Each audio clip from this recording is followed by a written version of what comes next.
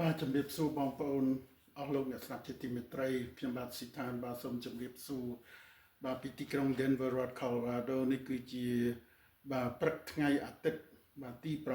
6ខែមេសាឆ្នាំ2025បាទលោកអ្នកស្ដាប់ជាទីមេត្រីអាកាសធាតុនៅក្នុងទឹកដីដែលខ្ញុំរស់នៅនេះបាទកំពុងតែធ្លាក់ទឹកកកហើយឥឡូវនេះគឺដក5ក្រោម0បាទនេះជាអាកាសធាតុនៅខាងក្រៅបាទតែខាងក្នុងផ្ទះនេះហើយ studio នេះគឺអត់មានអីទេបាទអាកាសធាតុល្អត្រឹមត្រូវទេបាទហើយថ្ងៃនេះខ្ញុំចង់ចែករំលែកនៅព្រះបន្ទូលរបស់ព្រះដែលតាក់ទងទៅដល់កូនចៅអ៊ីស្រាអែលជាពិសេសនៅក្នុងគម្ពីរលេវីវិន័យបាទនៅវេលេវីវិន័យចំពុក25ព្រះបានប្រាប់ទៅលោកម៉ូសេនៅលើភ្នំស៊ីណាយឲ្យត្រៀមបំរុងរៀបចំប្រជារាស្ត្រអ៊ីស្រាអែលជាង3លាននាក់មុននឹងគេចូលទៅកាន់ទឹកដីសន្យាបាទទឹកដីកាណានហ្នឹងដែលបច្ចុប្បន្នភាពនេះជាទឹកដីប្រទេសអ៊ីស្រាអែលគឺឲ្យគេត្រៀមលក្ខណៈបាទ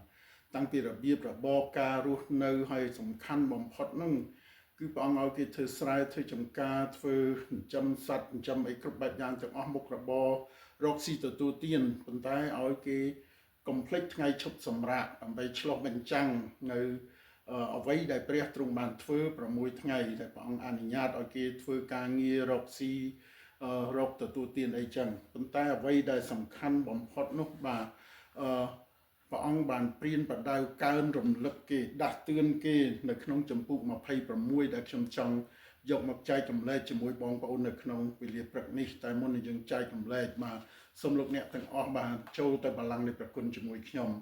បបិទ្ធព្រះដ៏មានពរអរគុណព្រះអង្គសម្រាប់ថ្ងៃអាទិត្យដ៏ស្រស់ស្រាយនេះព្រះអង្គម្ចាស់ដ៏ជាព្រះអើយសូមព្រះអង្គបានសពប្រហាលតីប្រទានពរឲ្យយើងខ្ញុំទាំងអស់គ្នាលោកអ្នកស្ដាប់ទាំងអស់ដែលកំពុងតែទស្សនាក្តីស្ដាប់តាមវិទ្យុក្តីសូមឲ្យលោកបានប្រកបដោយប្រពរនៅថ្ងៃឈប់សម្រាកនេះសូមព្រះអង្គម្ចាស់ទ្រង់មានបន្ទូលមកកាន់យើងខ្ញុំដាស់តឿនការរំលឹកយើងខ្ញុំហើយកែតម្រង់យើងខ្ញុំព្រះអង្គម្ចាស់អើយទៅជាមនុស្សដែលទ្រង់សពតិតាមរយៈគម្ពីរលេវីវិន័យចំពុក26ដែលព្រះអង្គសពតិមានបន្ទូលមកកាន់យើងខ្ញុំនៅពេលនេះអរគុណដោយនៅព្រះនាមព្រះយេស៊ូវគ្រីស្ទអាមែនបាទអស់លោកអ្នកស្ដាប់ជាទីមេត្រីឥឡូវនេះយើងមើលនៅលេវីវិន័យចំពុក26នៅពេលនេះគឺជាព្រះបន្ទូលរបស់ព្រះទៅកាន់លោកម៉ូសេឲ្យត្រៀមបំរុងកូនចៅអ៊ីស្រាអែលនេះគឺជាការជាព្រះបន្ទូលដែលព្រះមានបន្ទូលថាមិនត្រូវឲ្យឯងរាល់គ្នាធ្វើរូបព្រះឬបញ្ឈររូបឆ្លាក់ឬបង្គោលថ្មសម្រាប់គោរពឡើយក៏មិនត្រូវឲ្យមានថ្មឆ្លាក់ជារូបអ្វីនៅក្នុងស្រុកឯងដើម្បីនឹងអោនក្រាបគោរពចំពោះរូបនោះដែរត្បិតអញនេះគឺជាព្រះយេហូវ៉ាជាព្រះនៃឯងរាល់គ្នាហើយបាទព្រះអង្គថាឯងមានអញជាព្រះហើយអញជាព្រះដែលគង់នៅជាមួយឯងអញជាស្ដេចអញជាព្រះរបស់ឯងអញជាអ្នកគុំក្រងឯងអ្នកថែរក្សាឯងអ្នកគុតគង់ឯងណាអ្នកការពារឯងគ្រប់បែបយ៉ាងទាំងអស់ដូច្នេះឯងមិនត្រូវទៅធ្វើរូបព្រះឬបញ្ឈររូបឆ្លាក់ឬបង្គោលថ្មបាទទៅយកស្អីណាថ្មឬឈើឬយកដែកឬយកលង្ហិនឯណាយកមកធ្វើជារូបព្រះហើយក្រាបគោរពថ្វាយបង្គំឡើយហើយមិនត្រូវឲ្យមានថ្មឆ្លាក់ជារូបអ្វីនៅក្នុងស្រុកឯងដើម្បីឲ្យអោនក្រាបគោរពចំពោះរូបនោះឡើយបាទអញ្ចឹងព្រះអង្គហាមទៅដល់ទឹកដីដែលព្រះអង្គប្រទានឲ្យនឹងជាទឹកដីដែលសម្បូរទៅដោយទឹកឃ្មុំវាលស្មៅខៀវខ្ចីទឹកហូរគ្រឿនមិញន័យថាជាទឹកដីដែលសម្បូរសបាយហើយបាទដោយហេតុអីបានឯងសម្បូរសបាយគឺជាទឹកដីដែលព្រះប្រទានឲ្យព្រះអង្គមិនឲ្យរបស់អាក្រក់ទេព្រះអង្គឲ្យសិតតែរបស់ល្អសូម្បីតែទឹកដីដែលគេត្រូវទៅកាន់កាប់ហ្នឹងគឺជាទឹកដីដ៏ល្អអញ្ចឹងព្រះអង្គថាអត់ទៅត្រូវធ្វើរូបព្រះឯណាឬយកវត្ថុផ្សេងដែលឯងឃើញដែលនៅពីពេញលើទឹកដីនឹងយកមកធ្វើជារូបហើយរាប់គេថាជាព្រះនោះទេព្រោះឯងមានអញជាព្រះហើយបាទនឹងព្រះអង្គចង់និយាយអញ្ចឹងខ2ថាត្រូវឲ្យឯងរាល់គ្នារក្សាអស់ទាំងពេលឈប់សម្រាករបស់អញសំខាន់ណាស់ទី1ព្រះអង្គកុំឲ្យធ្វើរូបព្រះឯណាទៀតពួកអញជាព្រះហើយទី2ត្រូវតែរក្សាថ្ងៃឈប់សម្រាកហើយយើងបច្ចុប្បន្ននេះយើងប្រើថ្ងៃអាទិត្យជាថ្ងៃឈប់សម្រាកថ្ងៃឈប់សម្រាកដែលព្រះអង្គនិយាយនេះគឺសាបាតគឺថ្ងៃសៅរ៍នៅក្នុងចំណោមជនជាតិអ៊ីស្រាអែលបាទ ថ្ងៃអាទិត្យគឺជាថ្ងៃទី1ទេប៉ុន្តែដោយសារព្រះអង្គរស់ឡើងវិញនៅព្រឹកថ្ងៃអាទិត្យនោះបានជាយើងអ្នកគ្រីស្ទានចាប់ថ្វាយបង្គំព្រះអង្គនៅថ្ងៃអាទិត្យវិញបាទការពិតថ្ងៃឈប់សម្រាកពិតប្រាកដដែល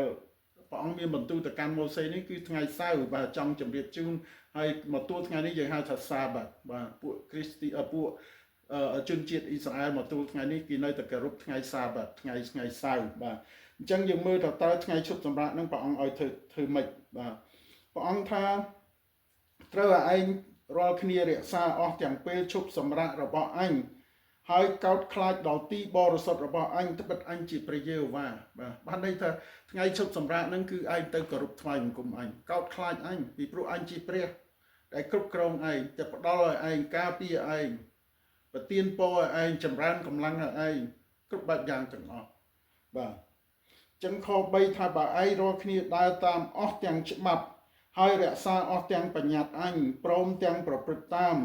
នោះអញនឹងបង្អោភ្លៀងមកតាមរដូវកាលហើយដីនឹងចម្រើនផលឯដើមឈើទាំងប៉ុន្មាននៅចំការនោះនឹងបង្កើតផ្លែដែរបាទអញ្ចឹងមានប្រយោជន៍ណាស់ដែលយើងគោរពតាមព្រះអង្គយើងថ្វាយបង្គំព្រះអង្គយើងកោតខ្លាចព្រះអង្គមិនមែនអត់ប្រយោជន៍ទេបាទយើងថ្វាយបង្គំព្រះអង្គប្រយោជន៍មិនមែនបានទៅព្រះអង្គទេប្រយោជន៍បានមកយើង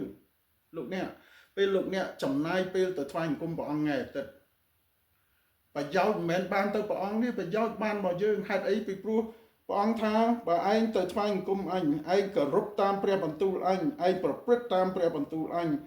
នោះនៅខ4ថាអញនឹងបង្អោភ្លៀងមកតាមរដូវកាលហើយបងប្អូនចង់បានភ្លៀងតាមរដូវកាលទេបងប្អូនជាអ្នកចំការជាអ្នកស្រែបងប្អូនជាអ្នករកទទួលទានជាឈ្មួញក៏បងប្អូនចង់បានដូចគ្នាទោះបើបងប្អូនអត់ធ្វើស្រែធ្វើចំការមែនតែបងប្អូនត្រូវរកចំនួនជួញប្រែជាមួយអ្នកស្រែអ្នកចំការអញ្ចឹងបើអ្នកស្រែអ្នកចំការបានផលល្អភោគផលទាំងអស់នោះនឹងបានមកលោកអ្នកហើយលោកអ្នកយកទៅបណ្ដាក់ទុនចំណេញពីលើនឹងទៅទៀតបាទវាបានទាំងអស់គ្នាចាប់ផ្ដើមពីអ្នកស្រែអ្នកចំការនឹងមកបាទអញ្ចឹង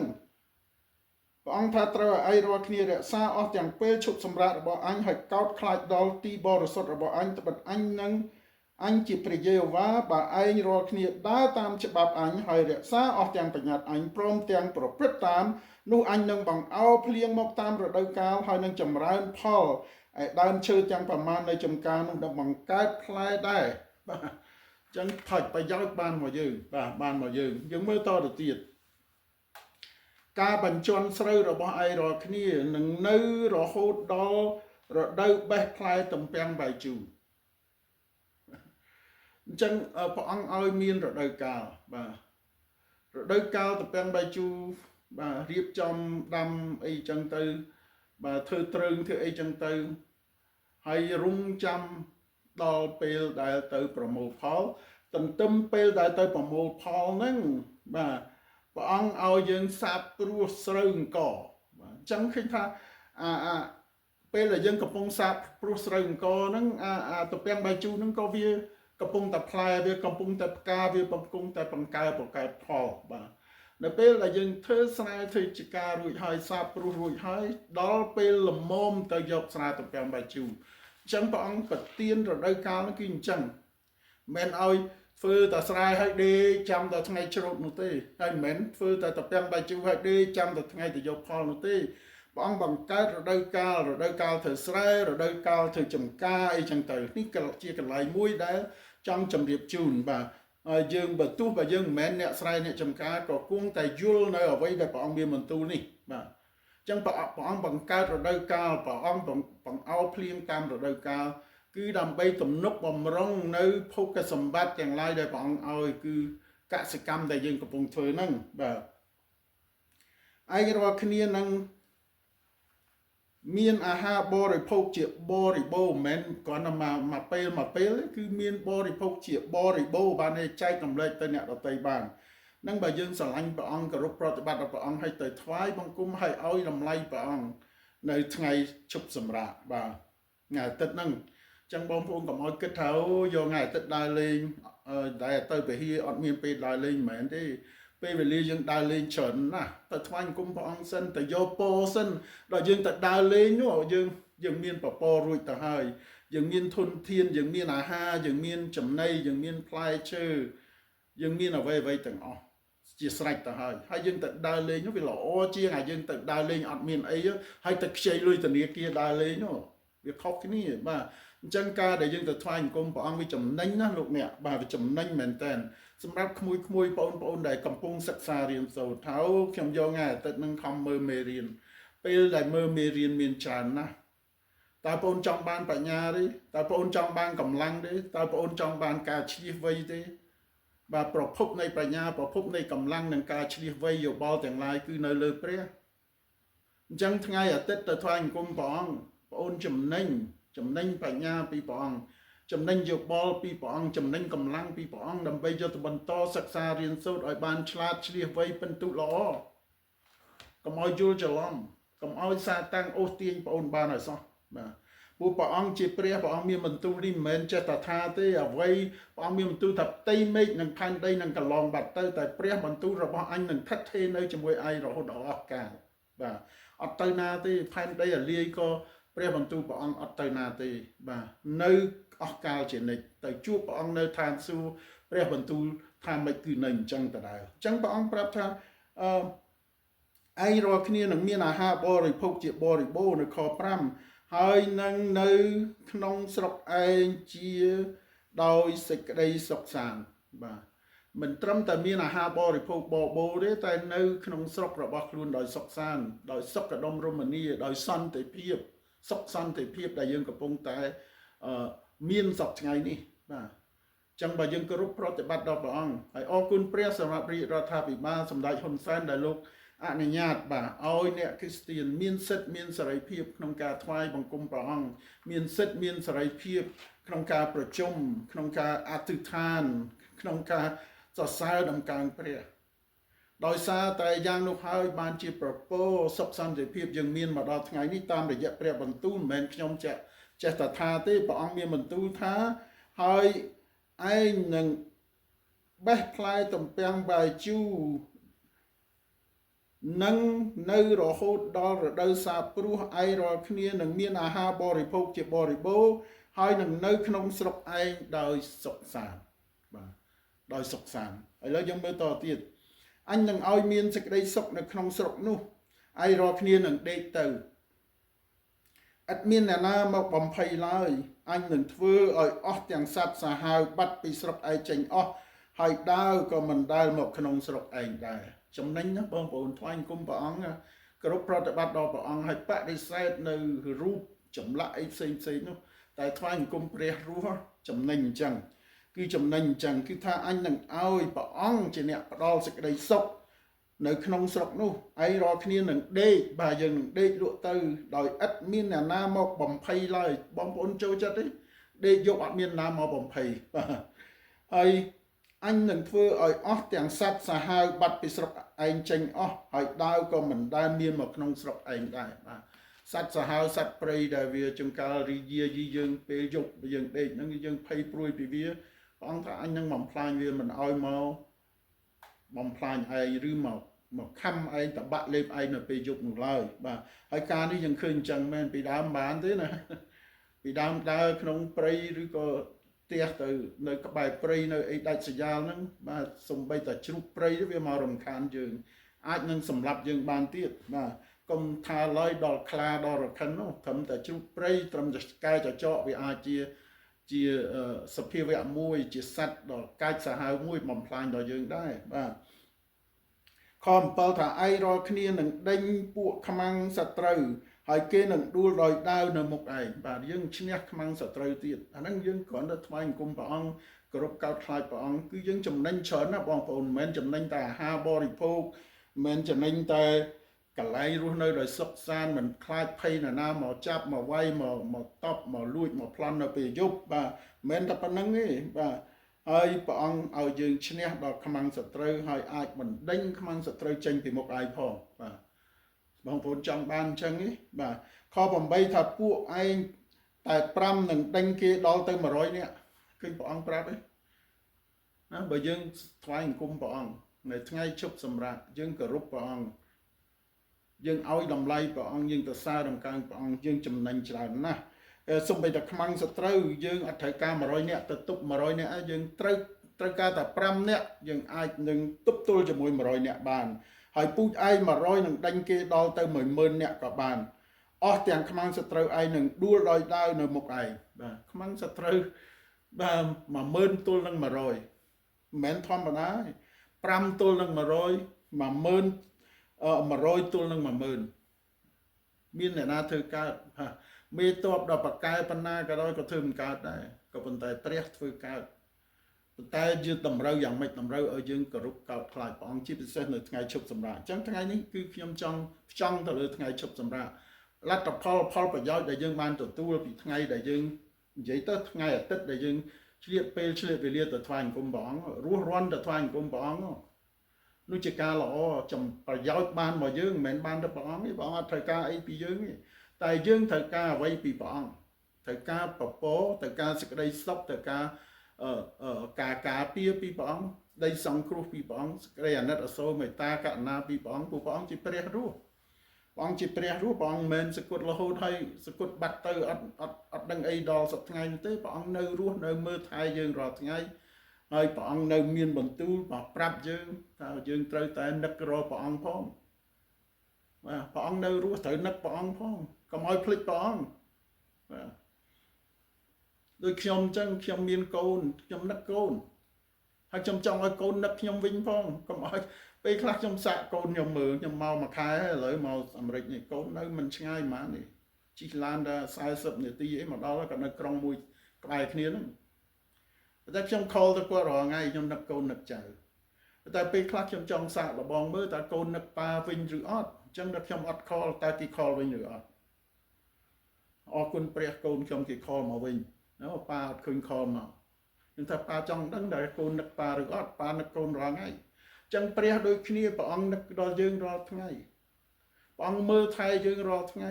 ព្រះអង្គគិតពីយើងរាល់ថ្ងៃតែសួរសំណួរសួរថាតើយើងនឹកព្រះអង្គវិញទេតើយើង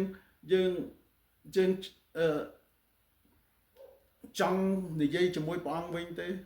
ចង់អរគុណព្រះអង្គវិញទេចង់សរសើរដំណើរព្រះអង្គវិញឬអត់នឹងព្រះអង្គចង់បានអញ្ចឹងហើយបើយើងធ្វើនោះពពកនឹងបានមកខ្ញុំតែងតែប្រាប់ចៅខ្ញុំតូច2នាក់ហ្នឹងបាទ7ឆ្នាំ1 10ឆ្នាំ1មានតែ2ហ្នឹងឯងខ្ញុំថាបើចៅឯងមករកតាឬក៏ហៅរកតាឲ្យរង្វាន់អូចង់បានរង្វាន់ចង់បានអីអត់តាចៅអូចង់បានរង្វាន់ចឹងបើចង់បានរង្វាន់មករកតានោះតានឹងឲ្យរង្វាន់ហើយការពិតខ្ញុំអត់កុហកចៅទេបើខ្ញុំសន្យាខ្ញុំត្រូវតែរករង្វាន់សម្រាប់ចៅតូចធំយ៉ាងណាក៏ដោយត្រូវតែមានសម្រាប់ចៅដូចគ្នាព្រះអង្គប្រាប់យើងអញ្ចឹងថាឲ្យយើងមករកព្រះអង្គនៅថ្ងៃឈប់សម្រាកហើយព្រះអង្គមានរង្វាន់សម្រាប់យើងហើយរង្វាន់ដែលព្រះអង្គឲ្យយើងនេះច្រើនណាស់ព្រះអង្គឲ្យយើងស្អីខ្លះព្រះអង្គថានោះអញនឹងបង្អោភ្លៀងមកតាមរដូវកាលហើយដីនឹងចម្រើនផលហើយដើមឈើទាំងប៉ុន្មាននៅចំការនោះនឹងបង្កើតផ្លែដែរការបញ្ជាន់ស្រូវរបស់ឯងរាល់គ្នានៅរហូតដល់រដូវបេះផ្លែទំពាំងដៃជូរហើយការបេះផ្លែទាំងដៃជូរនឹងនៅរហូតដល់ការសាបព្រោះទៀតឃើញទេបាទហើយឯងរាល់គ្នានឹងបានអាហារបរិភោគយ៉ាងម៉េចបន្តិចបន្តួចអត់ទេបរិបូរ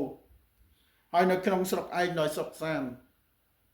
អញនឹងឲ្យមានសេចក្តីសុខនៅស្រុកនោះឯរាល់គ្នានឹងដេកទៅអត់មានអ្នកណាមកបំភ័យឡើយអញនឹងធ្វើឲ្យអស់ទាំងសត្វសាហាវបាត់ចេញពីស្រុកអស់ហើយក៏ដាវក៏មិនដែលមាននៅក្នុងស្រុកដែរឯរាល់គ្នានឹងដេញខ្មាំងសត្រូវហើយគេនឹងដួលដោយដាវនៅមុខឯងពួកឯងតែ5នាក់នឹងគេដល់ទៅ100នាក់ពួកឯងតែ100នាក់ដេញគេដល់10000នាក់មិនធម្មតាបងប្អូនអស់ទាំងខ្មាំងសត្រូវនឹងដួលដោយដាវនៅមុខឯងអញនឹងជួយទំនុកបង្រំឯងរាល់គ្នានៅខ9រាល់គ្នាគ្រប់គ្នាទាំងអស់មិនតែ2 3នាក់ក្នុងពួកជំនុំទេទាំងអស់អញនឹងជួយទំនុកបំរុងឯរាល់គ្នាឲ្យបានបង្កើតកូនចម្រើនជាច្រើនឡើងហើយអញនឹងតាំងសេចក្តីសញ្ញានឹងឯរាល់គ្នានឹងបរិភោគផលចាស់ដរាបដល់ផលថ្មីចូលមកនោះនឹងត្រូវយកផលចាស់ចេញឲ្យបានកន្លែងទុកដាក់ផលថ្មីវិញអញនឹងតាំងទីលំនៅរបស់អញនៅកណ្ដាលឯរាល់គ្នាឥតដែលមានសេចក្តីខ្ពើមដល់ឯរាល់គ្នាឡើយអញនឹងដើរនៅកណ្ដាលពួកឯងព្រមទាំងធ្វើជាព្រះដល់ឯរាល់គ្នា ហើយឯងរាល់គ្នានឹងធ្វើជារាជរបស់អញនេះអញនេះគឺជាព្រះយេហូវ៉ាជាព្រះនៃឯងដែលបាននាំឯងចេញពីស្រុកអេស៊ីបមកដើម្បីមិនឲ្យធ្វើជាបាវបំរើរបស់គេទៀតទេអញបានបំពាក់កម្មនឹមរបស់ឯងរាល់គ្នាចេញហើយបាននាំឲ្យដើរដោយត្រង់ខ្លួនឡើងវិញហាឡេលូយ៉ានេះជាសេចក្តីសន្យាព្រះអង្គប្រាប់ចឹងហើយព្រះអង្គរំលឹកហើយរំលឹកទៀតថាអញគឺជាព្រះយេហូវ៉ាជាព្រះនៃឯងអញមិនមែននិយាយចោលទេអ្វីដែលអញនិយាយគឺជាការពិតហើយអ្វីដែលអញនិយាយគឺអញនឹងធ្វើហើយប្រពោដែលអញសន្យាជាមួយឯងអញនឹងឲ្យទៅឯងប៉ុន្តែអ្វីដែលឯងត្រូវធ្វើចោះការងាររកស៊ីទទួលទានស្រែចម្ការប៉ុន្តែកុំភ្លេចថ្ងៃឈប់សម្រាកមកជួបជាមួយអញនឹកនាអញផងថ្វាយបង្គំអញសរសើររំកើងអញដើម្បីអញនឹងឲ្យរង្វាន់ដល់ឯងហើយរង្វាន់នោះគឺអស្ចារ្យណាស់ខ្ញុំអានបាយមិញអស់លោកអ្នកស្ដាប់ជាទីមេត្រីនេះមិនមែនសិក្សាព្រះបន្ទូលនេះគឺការអធិប្បាយព្រះបន្ទូលអញ្ចឹងការអធិប្បាយមានតែប៉ុណ្្នឹងសម្រាប់លោកអ្នកសូមព្រះប្រទានពរហើយសូមឲ្យអ្វីដែលព្រះអង្គបានប្រាប់យើងឲ្យសន្យាចំពោះកូនចៅឥស្រាអែលក៏ដូចជាចំពោះយើងដែរនោះបានខ្លាយទៅជាការពិតនៅក្នុងជីវិតរបស់យើងលោកអ្នកនឹងមានការឆេះឆួលហើយទន្ទឹងរង់ចាំថ្ងៃអាទិត្យទៅថ្វាយបង្គំព្រះអង្គដើម្បីយកពពរថែមទៀតសូមអធិដ្ឋានព្រះយេស៊ូវអរគុណព្រះអង្គសម្រាប់ព្រះបន្ទូលលេវីវិន័យចំពុក26ដែលព្រះអង្គបានមានបន្ទូលប្រាប់ទៅលោកម៉ូសេឲ្យព្រានប្រដៅត្រៀមបំរុងកូនចៅអ៊ីស្រាអែលមុនដែលគេទៅកាន់ទឹកដីសន្យានោះតើគេត្រូវធ្វើយ៉ាងណាគឺគេអាចនឹងធ្វើការរកស៊ីធ្វើស្រែធ្វើចម្ការ6ថ្ងៃតែថ្ងៃឈប់សម្រាកគេត្រូវតែញែកថ្ងៃនោះពីការងារផងទាំងឡាយហើយមកគោរពកោតខ្លាចប្រព្រឹត្តតាមព្រះបន្ទូលរបស់ទ្រង់ហើយនៅពេលដែលគេធ្វើការទាំងអស់នោះបានហើយនោះសូមកុំឲ្យគេមានព្រះឯណានៅចំពោះមុខព្រះអង្គឡើយព្រោះព្រះអង្គតែមួយគត់គ្រប់គ្រាន់សម្រាប់គេហើយបើសិនជាគេស្រឡាញ់ព្រះអង្គហើយគេធ្វើតាមព្រះអង្គហើយគេនឹកនាដល់ព្រះអង្គនៅថ្ងៃជប់សម្រាប់នោះប្រពោជាច្រើនផលប្រយោជន៍ជាច្រើននឹងបានដល់គេតាំងពីដំណាំដាំដុះបានផលពីរដូវមួយទៅរដូវមួយអត់ពិបាករងចាំអស់ពីស្រែចូលចម្ការអស់ពីចម្ការចូលដល់ស្រែអ្វីទាំងអស់គឺនឹងបានមកពីព្រះអង្គខ្មាំងសត្រូវនឹងត្រូវចាត់ខ្ចាយទៅដោយមិនប្រើទ័ពច្រើនទេ5នាក់អាចរំលំដួលដល់ខ្មាំងសត្រូវ100នាក់ទ័ពយើង100នាក់អាចរំលំដួលដល់ខ្មាំងសត្រូវ10000នាក់ហាឡេលូយ៉ាអរគុណព្រះអង្គហើយព្រះអង្គថាអញជាព្រះយេហូវ៉ាអញនៅថែរក្សាអញនៅគាំពៀឯងហើយអញនឹងមិនភ្លេចពាក្យសន្យារបស់អញសម្រាប់ឯងឡើយហាឡេលូយ៉ាសូមយើងខ្ញុំបានចងចាំសេចក្តីសន្យាព្រះអង្គចងចាំអំពីការរំលឹកដាស់តឿនព្រះអង្គឲ្យពីព្រះអង្គឲ្យយើងនឹកឃើញថ្ងៃឈប់សម្រាកដើម្បីឆ្លោះបញ្ចាំងអំពីភាពល្អពីព្រះគុណនិងសេចក្តីស្រឡាញ់ដែលព្រះអង្គមានសម្រាប់យើងខ្ញុំអរគុណហើយកូនសូមអធិដ្ឋានដោយនៅព្រះនាមព្រះយេស៊ូវគ្រីស្ទអាមែនអស់លោកអ្នកស្ដាប់ជាទីមេត្រីបើជាប្រហាតីព្រះយើងនឹងជួបគ្នានៅថ្ងៃអាទិត្យក្រោយពេលវេលានឹងម៉ោងដដែលសូមជម្រាបលា